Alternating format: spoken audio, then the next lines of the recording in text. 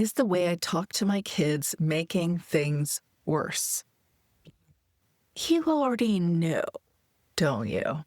Today's episode is likely to trigger your inner shame stories, possibly make you feel guilty for ever getting upset with your kids, speaking unkindly or critically, or ever doing anything that isn't perfect. So this is your trigger warning. But obviously, that is not my intention. My intention is to challenge your inner shame story, because there is a useful way to address those imperfect parenting moments that will help decrease their frequency and their presence. And I don't believe that you're a bad mom because you feel bad, or you feel shameful, or you feel guilty. I really don't. I believe you have things to figure out, just like I do, as we all do, and that you're sometimes subconsciously engaging in ways that work for you without fully assessing what's really going on inside of you, so you can get a deeper understanding of yourself and engage more intentionally and more healthfully with your kids. I know this because I've lived this, and because I hear women share their stories in coaching. I hear the stories. And I've come to accept that these stories are simply part of the human experience, because anyone who cares about something, especially a child, is likely to question her capacity to be their mother at times, to wonder if she's giving them what they need, to do this mothering thing well, aka never missing a beat for those of us that are perfectionistic and had a lot of shame, or never feeling edgy with our kids, never feeling annoyed or frustrated with our kids. I've learned we all have our stories. They're somewhat different, but they're all often steeped in our shame stories. If we're feeling bad about our role as mother and what we're doing and offering for our kids, it's usually based in our shame stories. So the intention of today's episode is simply this: to name the thing in the room that everyone knows is there, but doesn't want to say out loud. The thing that lives in your subconscious. The thing that's hard to talk about openly because it makes us feel bad. It triggers our shame and sometimes our guilt. More on the differentiation between those two things, shame and guilt, in a little bit. I'll be the straight-talking cheerleading girlfriend for you, who will say things that other people don't want to talk about, as you already know. But I'll say these things in a way that hopefully can be received by you and useful in your real life, so you can know for sure that you're doing right by your kids and you'll enjoy your homeschool mom life more. And I'm going to answer that initial question that I opened with, the one that said, is the way I talk to my kids making things worse? I'm going to answer or address that question in the context of the book Nonviolent Communication by Marshall Rosenberg. But first, if we haven't already met, lovely to meet you. I'm Teresa Wiedrich, certified life coach, graduated homeschool mom, and recent tourist on the other side of the Canadian coast. We just returned from Newfoundland. This was a dream trip of my husband since he was 11. His parents were teachers, very engaged in learning and following their rabbit trails and teaching their kids to do the same. And they saved their last pennies to take the ultimate trip, a cross-Canada adventure in their Ford pickup and camper. They ate hardtack and peanut butter every morning. They didn't buy meals out anywhere, except for the 4 o'clock stop at a gas station where they could choose between root beer, grape crush, orange crush, or ginger ale. They had the trip clocked on their pedometer right down to every motel stay each night. And when they entered Newfoundland, my husband realized he had ticked off all the boxes of his cross-Canadian adventure except one, taking the Southern Labrador ferry into Labrador. Alas, time did not allow for that, so it remained on his bucket list until this last week. This was the year of bucket list completion. And if you'd like to join me on that field trip, you're always welcome to check out my stories on Instagram at Homeschool Life to see the sights and hear my observations as we toured the Grossmoor National Park and Northern Peninsula of Newfoundland. So my goal on this podcast is to support you, the homeschool mom behind the homeschool, to enjoy your homeschool life a little more with every episode by supporting you to make your 1% shifts toward a healthier relationship with the kids and the people in your home. Also by helping you build healthier relationships with yourself. And I hope also with your relationship with education itself. That's why I'm here, and I'm so glad you're here. On today's episode, I want to introduce you to a book and the theory behind the book because I think it'll be useful for you. It can support you in your homeschool mom journey when you ask the question, is the way I'm talking to my kids making things worse? Making your relationship with them more challenging? Making them more reactive or defensive themselves? Decreasing their interest in home education alongside you? And over the course of time, making your connection with them less connectable? Is the way you're talking to your kids making things worse? In a bite-sized response, if you are listening to this episode and you wonder, you probably already know it to be true. I know it from personal experience with each of my own kids, but especially with the ones who were very comfortable telling me things that I didn't want to hear. I didn't enjoy it at the time. In fact, I found it very triggering. It's certain kids, certain things they said, I found myself very defensive. But I am so grateful for them, even though those moments were really hard to hear. And I know that you may be challenged with this too, because I hear your stories. Sometimes you share them directly with me in coaching or in email or in the Aligned Homeschool Reset session. You might say, I'm concerned about my relationship with my son, my daughter, especially with my teenage daughter and my teenage son. Sometimes I hear those concerns in questions like this. How do I get my kid to be motivated? They won't do what I say. How do I get my kid to sit down and do the task at hand? How do I get them to put in an acceptable effort into their work? Because I know they're smarter than they're showing me on paper. They're more capable, but they're not doing what I'm asking them to do. And sometimes I hear it when a woman shares that she is so at the end of her rope, she is so frustrated, that she says, I just don't know how to enjoy this homeschool mom life, and I'm thinking about not doing it at all anymore. Now, when I share about this book, Nonviolent Communication, you might default to assuming I'm speaking about domestic violence and dismissing this conversation altogether. Oh, that doesn't apply to me, you say. If that's you, I am so grateful to hear that. But that isn't the emphasis in this book specifically. However, I do want to call this out right now because I have the opportunity to do so. And in many conversations I have with women, whether it's via email or whether it's in coaching, I know that even within the homeschool realm, domestic violence, or as we call it now in this generation, intimate partner violence, is not uncommon, even in the homeschool family. Now, I became familiar with this, not as a coach, but because domestic violence is what it was called when I was a child. I only really learned about domestic violence when I lived in a women's shelter as a teenager. But as I've read over the years and done my own work, I've learned that breaking cycles is a lifelong thing, and I have absolutely done the work of breaking cycles as a fully grown woman. Domestic violence, as I knew it, is now described as intimate partner violence. And whatever we call it, I want you to know, if you're listening to this and you know that this is part of your world, I know you're there, whether you tell me or not. I know you exist.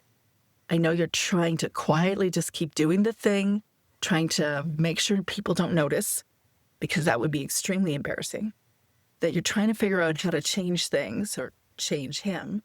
And you're wondering if you could just avoid certain behaviors and then maybe things would be different. I hear you, girlfriend. I get you. I've written a memoir for a reason.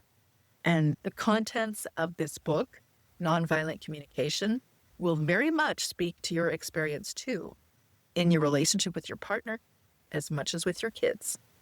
Teaches you to listen, but it also teaches you to state your needs and expect them to be heard. So whether you're primarily thinking of your relationship with your partner or your relationship with your kids, this book will serve. So what is nonviolent communication? The Center for Nonviolent Communication defines it like this. NVC, or nonviolent communication, is a language of life that helps us transform old patterns of defensiveness and aggressiveness into compassion and empathy, and to improve the quality of all our relationships. Sounds good, right? We have all got these old patterns that need to be transformed, patterns of relating in unhelpful, unhealthy ways. We notice them most clearly when we are saturated in this homeschool parenting role, because there is nowhere to hide in this life, and you are getting a consistent, continual barrage of this challenge, of this energy. Rosenberg built the whole NVC framework around 4 components, and I know you're going to recognize them through other frameworks, through other authors, but I'm going to present it to you in context of his work, because it was one of the most pivotal moments for me to read this book and to shift in a direction of even greater health in my relationships. So I'm going to walk you through them today as a tool that you can actually use today. So component number 1 is observation, where you just observe it. You're not evaluating, you're not judging what's going on. You're just noticing the concrete things and actions that are happening without layering your interpretation or judgment onto them. Observation might be the most challenging thing to do in the beginning, because we're so used to assuming an interpretation of what we're seeing. We're making judgments, even if we're unconsciously doing it.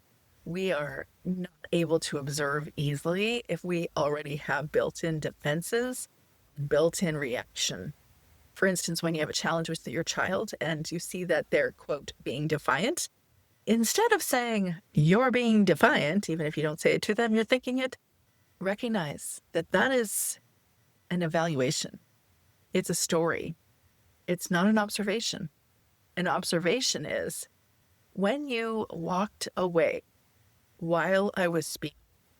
That's the observation, that someone was walking away while you were speaking. What would the camera capture? It's just the facts, ma'am. No story attached. I know that this sounds so simple, but I also know it is so hard to do, because we are meaning-making machines and we're interpreting everything. Most of the time, our interpretation is about numero uno, us, not about what is actually happening. Okay, so component 2. We talked about component 1, observation. Component 2 is about your feelings. When you notice what's happening around you, you inevitably experience emotions and physical sensations, and this all happens very quickly. NVC asks you to name those feelings. But here's the critical distinction. Rosenberg says there is a difference between a feeling and a thought disguised as a feeling.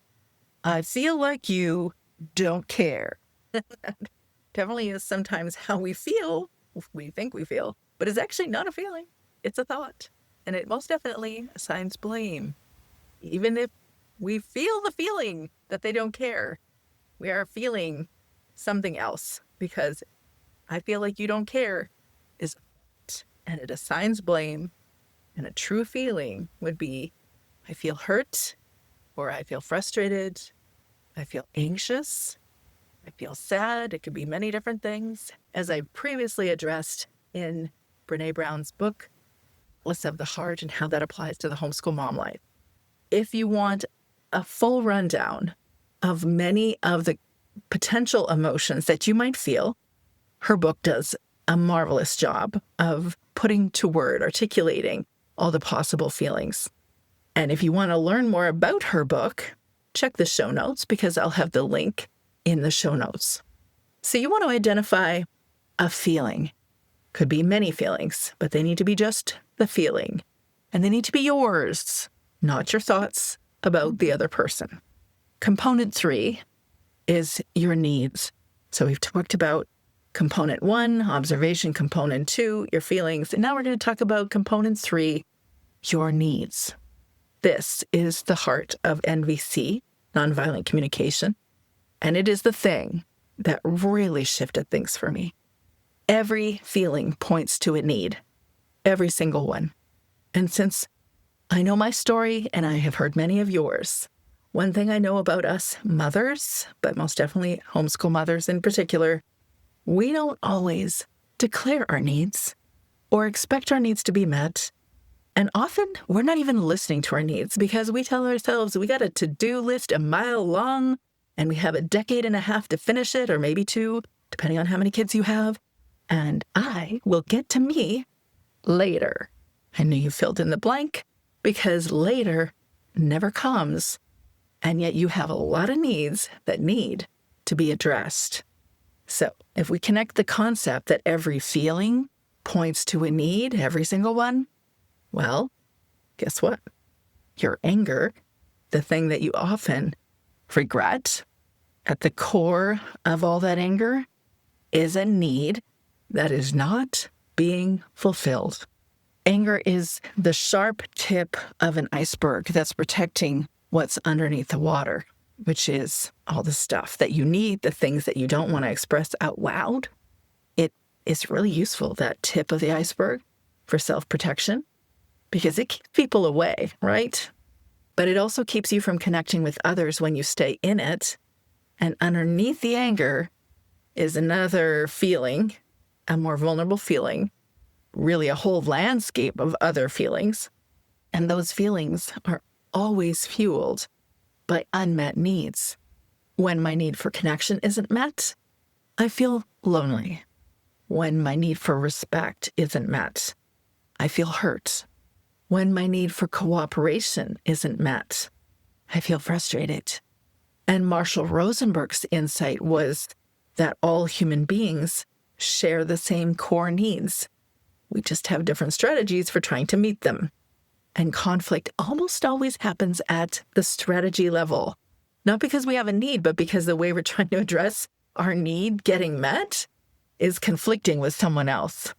Now, our needs and how we're trying to meet them, our strategy, is not wrong inherently, and neither are the approaches that other people have in getting their needs met, but they are different.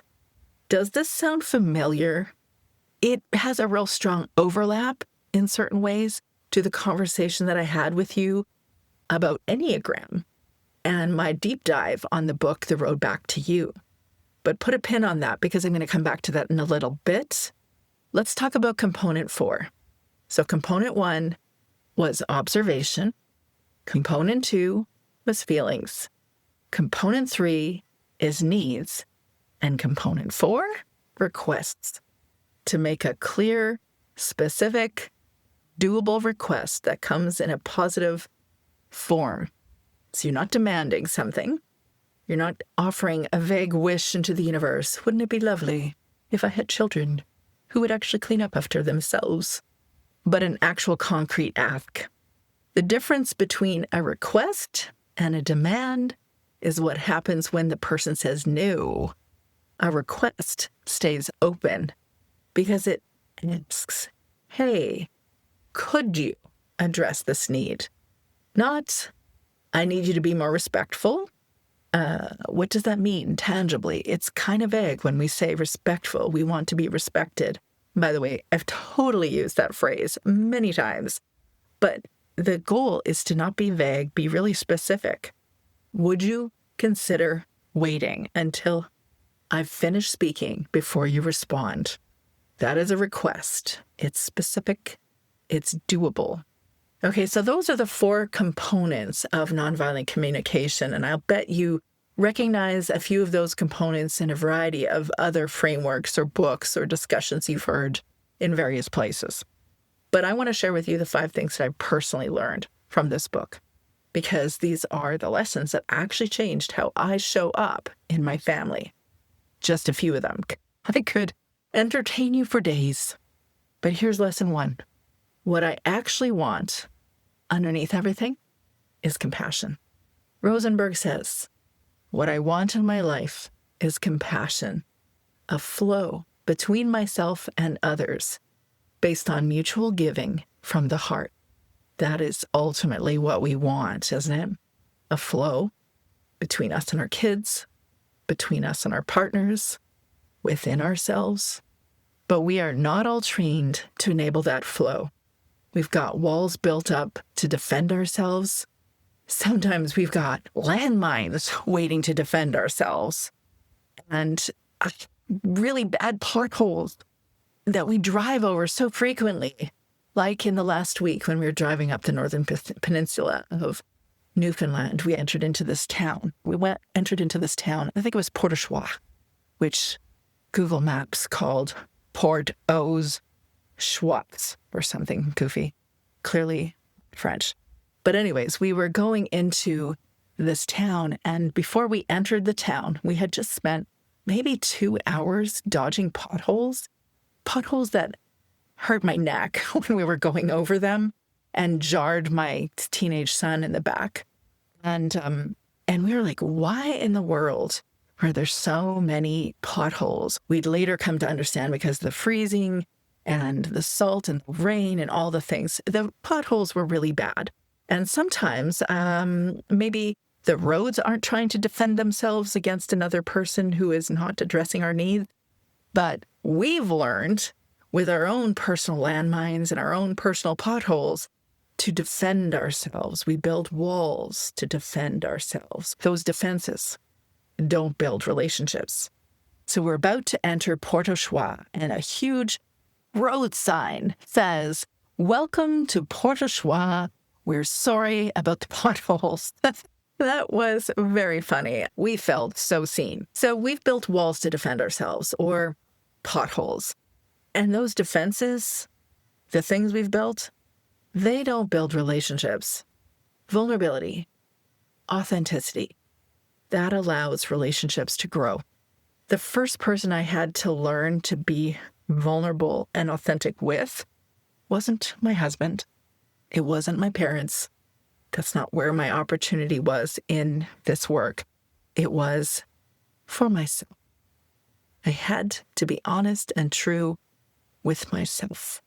So the first lesson I learned was that at core, what I want is compassion, self-compassion, mutual giving with the most important people in my life.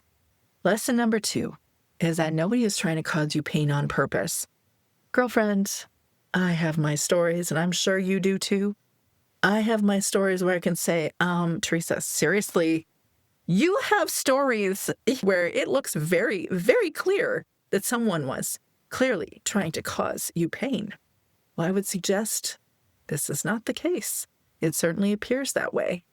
Marshall Rosenberg says, all violence is the result of people tricking themselves into believing that their pain derives from other people, and that consequently those people deserve to be punished. We do what we do because it's what we know to do in the moment. And sometimes what we learn to do in the moment, or what we've learned to do at all, is not very helpful. And that goes for how other people are treating us too. Now, I'm not saying here that you should tolerate the behavior of others or yourself. Absolutely not. In fact, I think that one of the most useful things you can do is call it out in others and in yourself. In the words of Maya Angelou, do the best you can until you know better. Then when you know better, practice doing better. Added practice, she actually just said do better. When we grow in self-awareness, we realize that others aren't trying to intentionally cause us friction either. When we declare our needs and make our requests, we learn that punishing someone else doesn't actually teach them. It won't serve the people who are engaging us in unhelpful ways right now. It won't work. We need to choose grace, the same grace that we would want for our growing selves. But we do need to declare clearly and unapologetically our feelings, our needs, and make our requests. Lesson number 3 for me was at the core of all anger is an unmet need. This was a revolutionary concept. I remember the moment that a counselor explained it to me in a diagram on a blank paper with a pencil. And he died that iceberg. And he told me, that sharp edge up there, that's the anger. You want to know what's underneath all of that? A whole lot of unmet needs and unacknowledged feelings. I've pretty much said all these things in the 4 components. I learned these things, but I want to sit in it for a moment because this is a lesson that changed how I respond to my kids' big emotions. When a kiddo was melting down about a lesson or a game or a plan that wasn't going her way or his way, my instinct was to address the behavior, to say, stop it, to want to redirect it or correct it or explain it or lecture it. Definitely lecture it. What NVC taught me was to look underneath the behavior. What is she moving toward? What need isn't being met right now? Now, to be fair, I learned all of this in fits and starts along with the rest of humanity. We don't learn everything and say, okay, there, it's done. No, I had to learn this in different ways even for each of the kids, even all the most important people in my life. I've had to learn this with lots of practice. That's why I added that practice word into my Angelou's phrase, because it would feel disingenuous for me to say, if you know something, just do it. I say, if you know something, practice doing it. And build in an accountability structure so that you can have someone ask you, are you doing it? So when I started asking that question, instead of reacting to the surface issues, the anger, that's when things change between the relationship I have with each of the most important people in my life. And lesson number 4 for me was Rosenberg specifically says we are dangerous when we are not conscious of our responsibility for how we behave and think and feel. I agree. I have made the full gamut of parenting mistakes. I really have, which means I carry regrets. Not self-shaming, though, because I know that self-shaming never changed anything. It wouldn't change how I engaged anybody right now. It won't change how I engage my kids. It won't support me and help me to move in a healthy direction. My defenses and my reactiveness were my instinctive armoring, the gear that I brought into my family life as a wife and as a mother. I wish that weren't true. I really do. Of course I do. But pretending it wasn't there would not have served anybody, and it wouldn't have magically changed things. I am an Enneagram 2. I've told you this before. I feel my feelings. I feel other people's feelings deeply, whether I want to or not. And when those feelings weren't named for me and understood and given a place to be, they came out sideways. Self-awareness practices and this book helped me begin to see myself more clearly. Not perfectly. I'm not done this work, but it has helped me dramatically shift towards more clarity and deeper, more connected relationships. In the words of Carl Rogers, the psychological theorist, he said the curious paradox is that when I accept myself just as I am, then I can change. The curious paradox. When I accept myself just as I am, it's then that I can change. I truly have found this head-scratching. How is it that I could move towards grace and acceptance of myself? And that was when I would change. That's not when I thought I should change. I thought I should change under duress or with discipline or with punishment or harshness or public scathing. I thought that was what would compel me to change, but it wasn't. The curious paradox is that when I accept myself, that's when I can change. That's grace. Lesson 5. The 5th lesson I learned is one you might be surprised by. Rosenberg says, my theory is that we get depressed because we're not getting what we want. And we're not getting what we want because we have never been taught to get what we want. Instead, we've been taught to be good little girls and good mothers If you're going to be one of those good girls or good mothers, better get used to being depressed. Girlfriend, I wonder if some of you should be backing up this episode to listen to that paragraph again. In summary, he's saying, depression is what you get when you practice being the good girl or the good mother. When we don't acknowledge who we are, that we're separate people with separate needs, we force ourselves to go underground. We become vanilla, the boring flavor. And if I had to choose between no ice cream and vanilla, I would always choose vanilla. But we don't have to become vanilla. Nothingness, no particular flavor, no texture, no flair. We are not vanilla. We are each here for a specific purpose with a specific flavor. I like to think that I'm probably chocolate chip mint, but then I'm like, I'm kind of a rocky road at times, in a good way, not a bad way, but probably with candy-covered pecans. I don't care for walnuts. We are all here with a specific purpose for our own specific flavor, and when we put our efforts toward fully accepting all of our parts, all of our needs, that's when we can flourish. Oh, and by the way, when you flourish, so do your kids. Those are the 5 lessons that I share here today from the book, Nonviolent Communication. The most useful thing I took from the entire book is a single fill-in-the-blank statement that you can use. Head over to the show notes and you can copy and paste it and text it to yourself or email it to yourself and use it as a daily reminder. Put it on the fridge. Use it in your journaling time. Here's what it is. When I see that blank, the observation, when I see this thing that's happening, I feel blank because my need for blank is or is not being met. Would you be willing to, you fill in the need? So you're having a conversation with your child or with your husband, and I'm going to tell you something.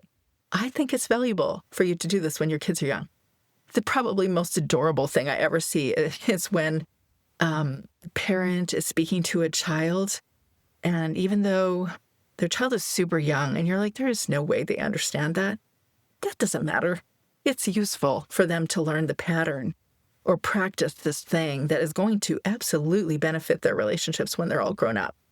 What I find challenging, which I'm sure many of you do, is walking in the grocery store and hearing a parent say, you have already asked me for that thing 5 times and I said no, and you are never coming back to this grocery store with me again.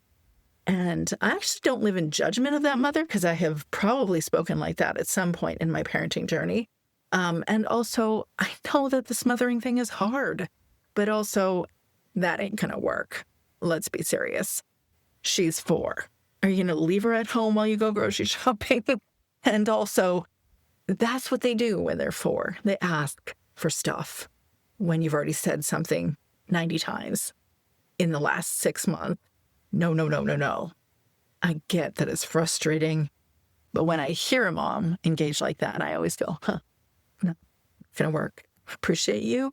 I wish you peace. And I get why you're frustrated, but that ain't going to work. However, when a 4-year-old says something like, I don't know, something mature-ish that clearly a parent has taught them, like sharing their feelings, making requests, and asking for their needs to be met, they might not entirely get that, but you're training them to understand that and use that for themselves. And that's it. It's just 4 blanks, 1 sentence.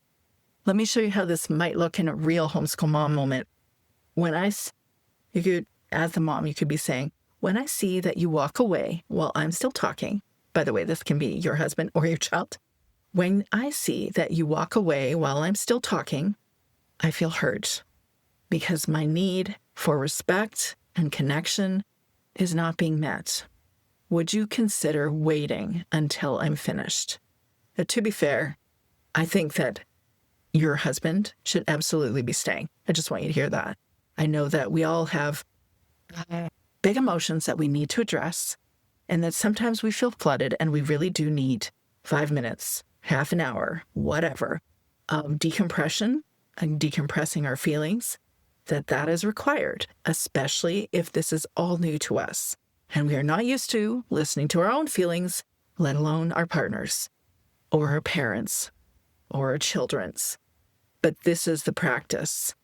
Staying in the conversation and listening to the other person finish what they have to say. Does not mean you're agreeing with them. It does not mean they're agreeing with you. Probably this is not happening. You do not agree. I love you, my dear 11-year-old child, but you must not hit your sister because you have had enough of her. Not an option. But you can listen to your 11-year-old child and hear what they have to say about what happened. So practical homeschool moment, when I see that you walk away while I'm talking, I feel hurt because my need for respect and connection isn't being met. Would you be willing to stay in the room until I finished? That's simple. Not easy at all. I won't pretend it is because I know it's not. But I do know that the more I practice this, the more I was able to name my own observation, my own feelings, my own needs, and make a real request, the more my kids and my husband learned to do the same. You are the most important curriculum in your homeschool. They are watching how you communicate, whether you're intentional or not.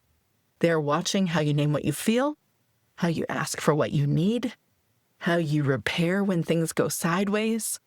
They are learning how to do relationships from you. So I want to say one more thing before we close. The difference between shame and guilt. I mentioned earlier at the beginning, and I want to come back to that. Brené Brown makes this distinction beautifully, so I'm going to bring her into this. She says, guilt says I did something bad. Shame says I am bad. Guilt is a useful tool. On the hot burner, you shouldn't do that. Or maybe it meant you did something, you yelled, you got way too angry, and you know it. Or you hid and you didn't let the kids know where you were. Or you blamed someone. Or you fill in the blank. Do I have to keep going? I'm not here to make you feel worse because I've been there, done that, but I'm trying to make this really tangible. Guilt is useful. When we know that we shouldn't have done something we shouldn't have done, it points us towards something we want to do differently. It moves us toward repair. Whereas shame, not so useful. It paralyzes. It makes us want to hide. It makes us feel less than. We don't want to be the real us because we don't like the real us. And we don't show up well for our kids when we live in shame. So if this episode brought up guilt, fabulous. I mean it. Let it move you toward one small shift so that you can move to getting your needs met. So you can express your feelings and make your requests and expect your requests to be engaged. But if this episode brought up shame, where you feel like you are bad, I want you to hear this.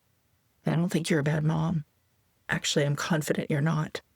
You are a human being doing one of the most difficult jobs there is inside a life that asks everything of you. You deserve grace, but it is you that needs to give you grace first. So start there. If this episode resonated with you and you want to go deeper, I want to tell you about 3 ways I can support you.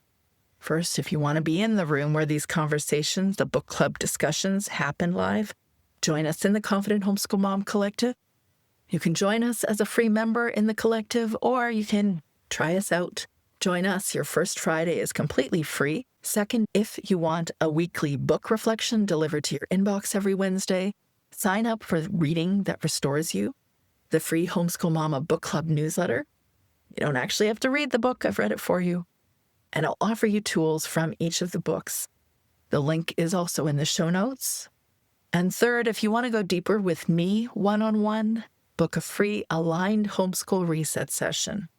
It's a no-obligation conversation where we look at where you are, what's feeling hard, and what might need to shift, and how you might go about shifting that. Also, link is in the show notes. I'm so glad you joined me today. I'd love to hear what you were doing while we were chatting. Are you puttering in the garden like I was this morning? Did you steal a few minutes before the kids wake up? Send me a message on socials and let me know. And if this episode was useful to you, would you leave a review wherever you listen? Every single one emboldens me to keep doing this work. But I want to leave you with this. You are not just the educator, the planner, the one who's holding all the things together. You are a whole person with needs and desires and a life worth nurturing. You don't need to overhaul everything. You just have to take one honest step toward alignment. And that's what we do here together. Next week, we're talking about Amy Morin's book, 13 Things Mentally Strong People Don't Do. I'm confident that if you're living in this day and age with all of its unique challenges, this episode will be super useful to you. I'll see you next week.